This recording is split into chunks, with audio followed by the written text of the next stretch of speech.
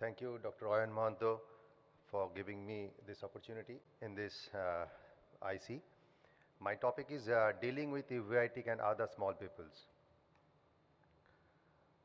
As we all know, other than uveitic people, the factors leading to poor dilatations are the long-term use of miotics, pseudo-exfoliative syndrome, neurological disorders, acute angle closure glaucoma, ocular trauma, previous ocular surgery, and systemic diseases like diabetes. And the small pupil is a very well-known risk factor. It is associated with numerous complications during and after cataract surgeries, like iris trauma, iris chafing, and irregular pupil shape, and that ultimately results in photophobia. And the incidence of PCR and vitreous loss is increased by a factor of 2. It is published already in literature. And there is risk of anterior capsular tear, increased inflammation, and the possibility of retained lens material, and if neglected may result in endothelial decompensation. And difficulties in IOL placements, particularly in case of toric IOL alignment, becomes very difficult in very small people.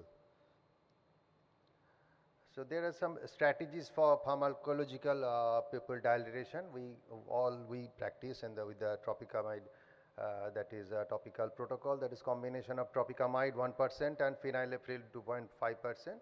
And preoperatively we give NSAIDs for beta mydriasis and to prevent intraoperative meiosis.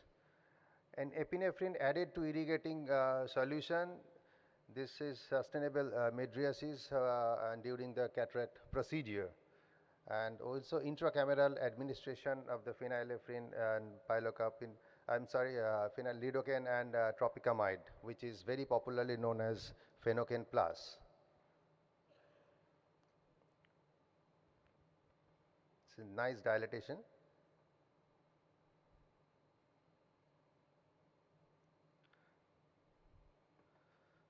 And now question is, how small is small? And there is no consensus on what size of pupil is insufficient to proceed with cataract surgery. In some studies, a diameter of pupil to be considered small may start from 6 millimeter. And for experienced surgeon, the threshold of pupil size lies in the range of 4 to 5 millimeter, and for some it is maybe even less than 4. So in small pupil, the rexis should be bigger than the pupil size. And so for doing it in the early stage, you can stain the capsule and check whether it is adequate. And mechanical pupil expander strategies, we can do with the viscomydriasis and put the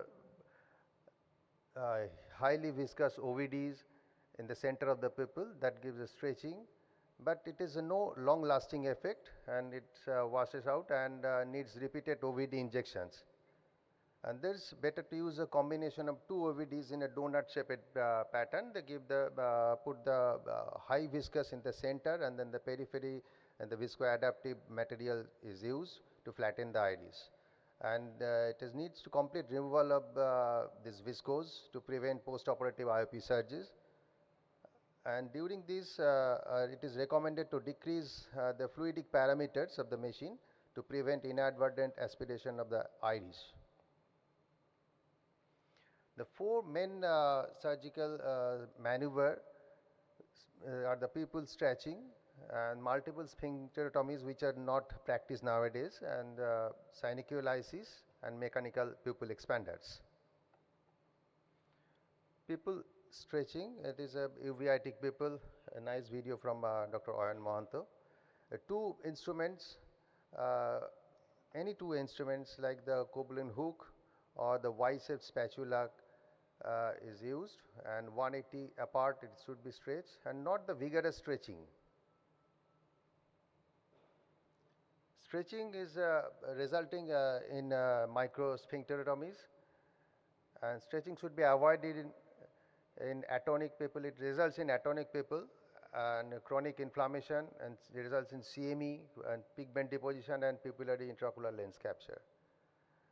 And stretching maneuver better avoided in rubeosis iridis and chronic uveitis and coagulopathy.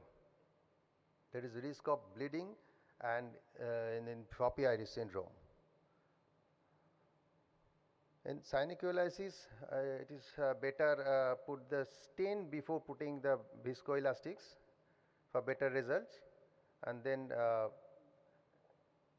intracameral Adriatics can be given,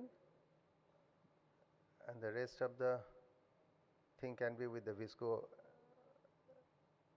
and separate the rest addition. This is almost 360-degree addition.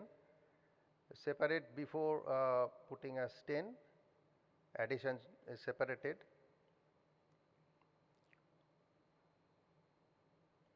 And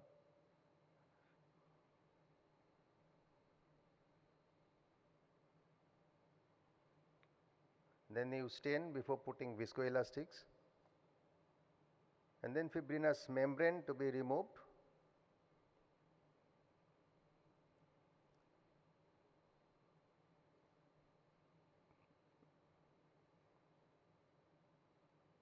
Even if the pupil is not adequate, we can use iris hook or even the rings. It is now coming to the mechanical pupil expanders. The iris hook is one of the most important inventions in the history of mechanical pupil expansions. The 4 evenly placed paracenteses are made, and the iris hook is placed to capture the pupil margin, and the beads to be adjusted not in a full, it should be adjusted accordingly, and if 4 is enough, but sometimes we can place under the tunnel to get the adequate exposure. There are various types of pupil expanders are available. The Malugin ring is widely used, one of them.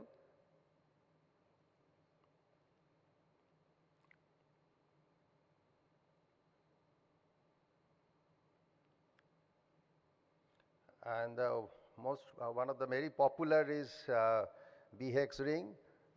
Dr. Subend is there, and it is very easy to use with the inserter, and it is advantage, it is a uniplanar, and it is very easy to remove, and it can be used in flax also. I am coming in later. And although it is offline, so many literature supports the use of rings in flax, but the thing is that the media should be absolutely homogeneous, not to be overfilled with the viscoelastics, or we can use the BSS also. And the thing is that there should be no air bubble.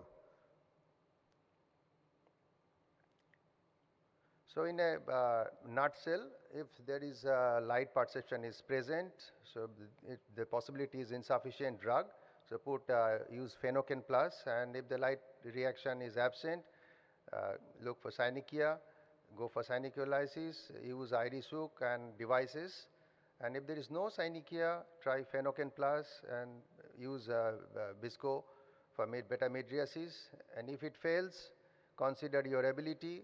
Start without devices if pupil is 4 to 5, and if it is less than 2 to 3, then better use devices. Thank you.